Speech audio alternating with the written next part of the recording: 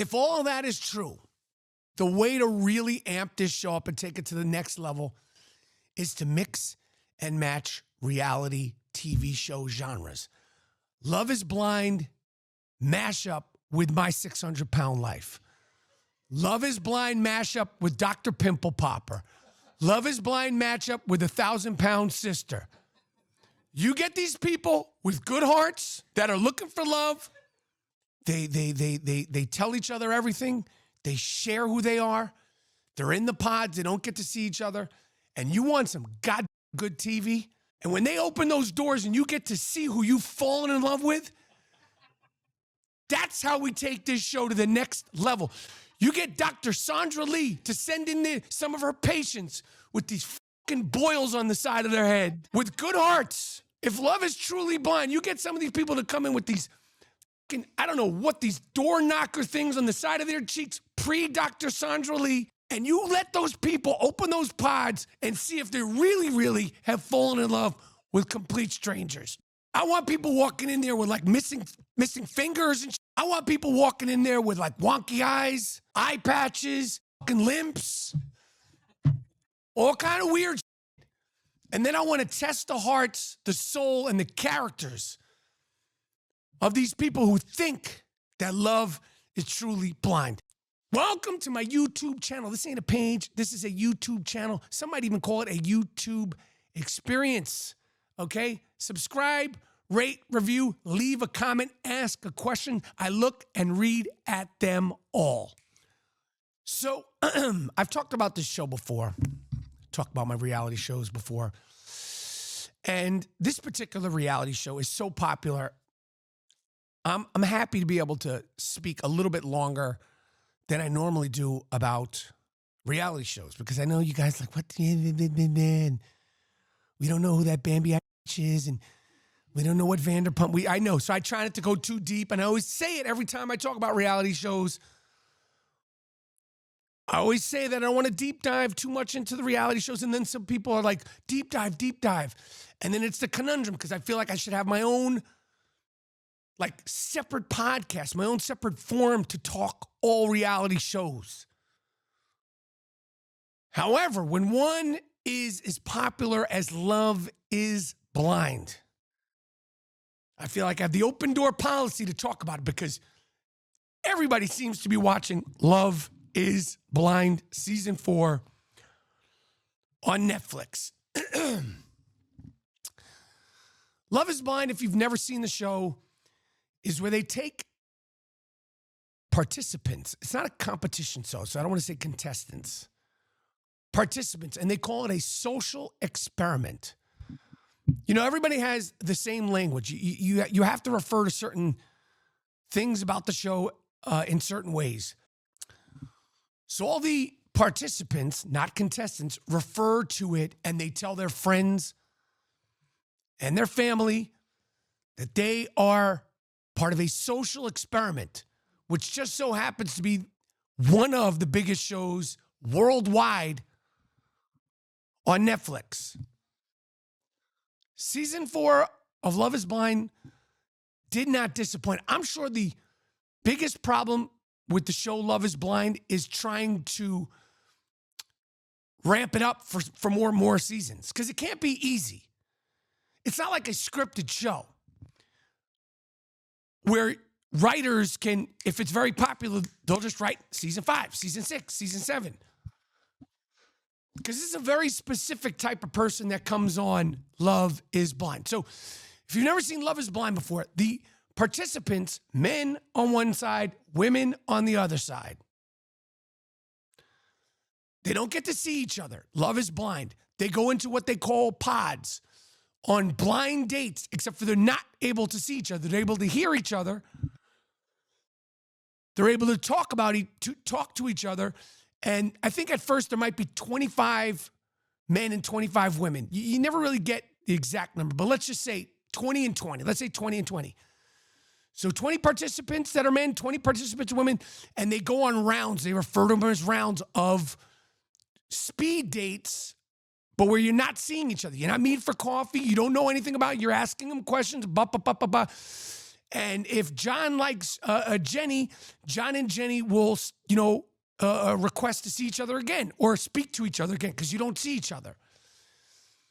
This goes on for a vague amount of days because it's a reality TV show. They never say how many days or how many dates specifically.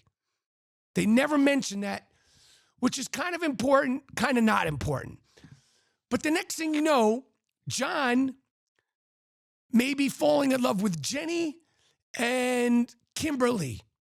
And then it'll get down to a certain point where he has to make a choice. Now, what we also see besides these speed dates is the women talking to all the women and the men talking to all the men. Now, Jenny and Kimberly might talk to another girl named Lisa, and Lisa goes, well, I was also interested in John. And then that creates a little beef, a little tension.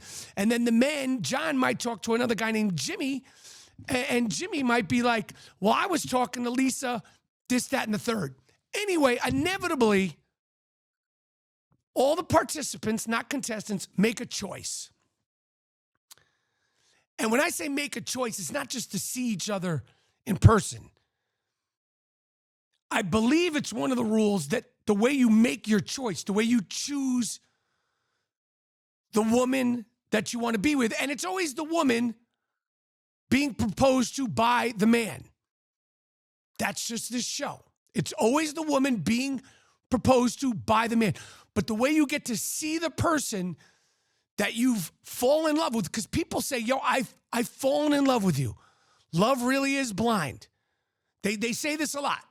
John has fell in love with Jenny, and I didn't think it was true, but I have fallen in love with somebody I've never seen. Some people are now giving a little bit of physical description, but they try to stay away from it, right?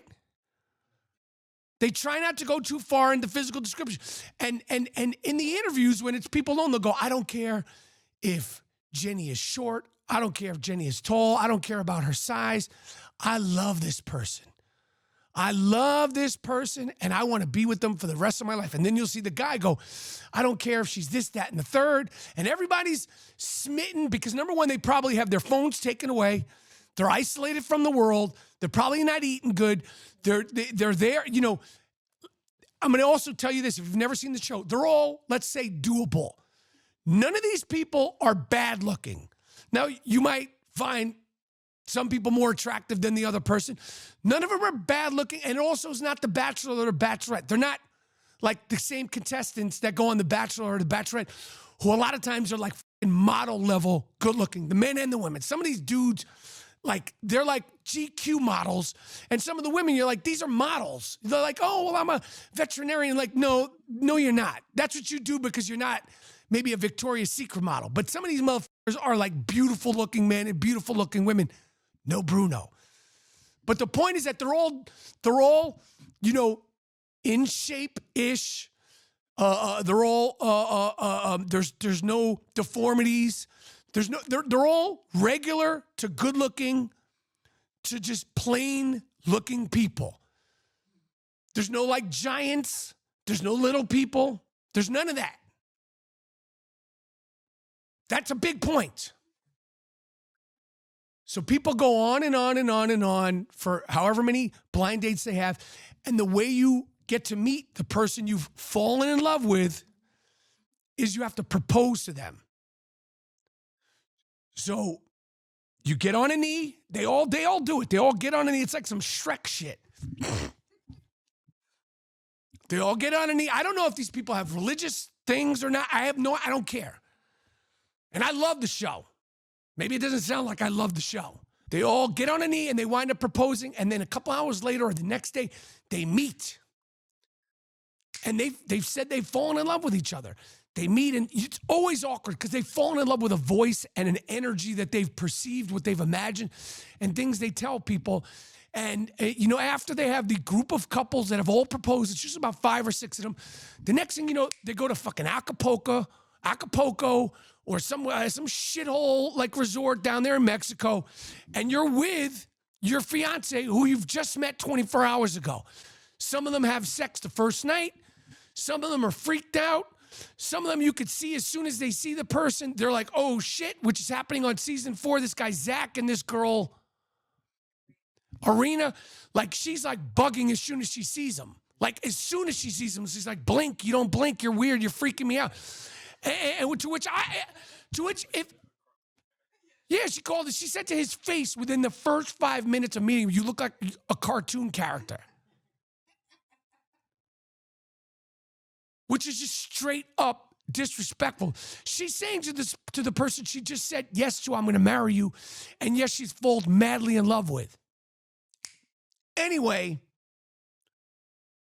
the show is very compelling.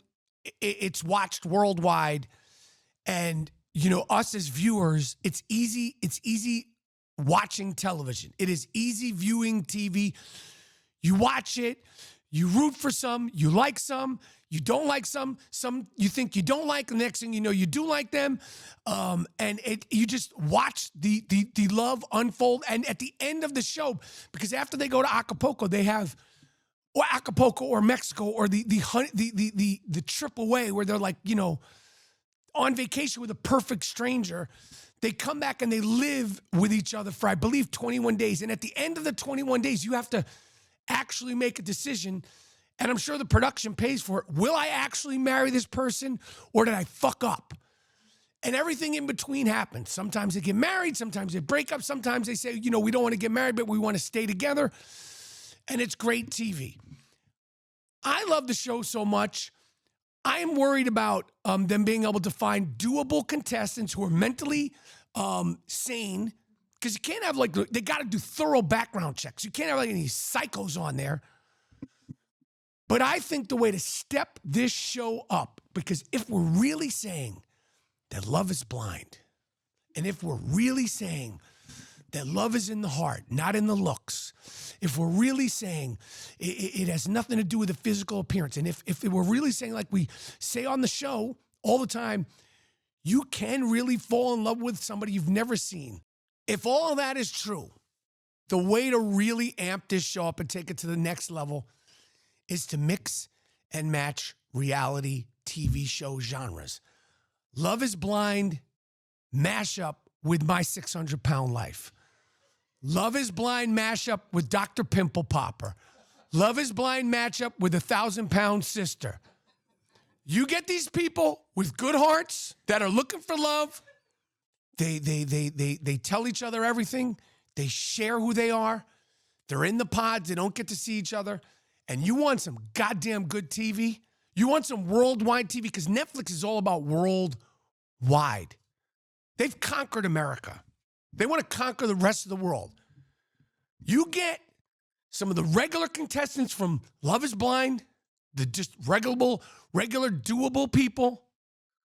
You get some of the best from My 600-Pound Life. And when they open those doors and you get to see who you've fallen in love with, that's how we take this show to the next level.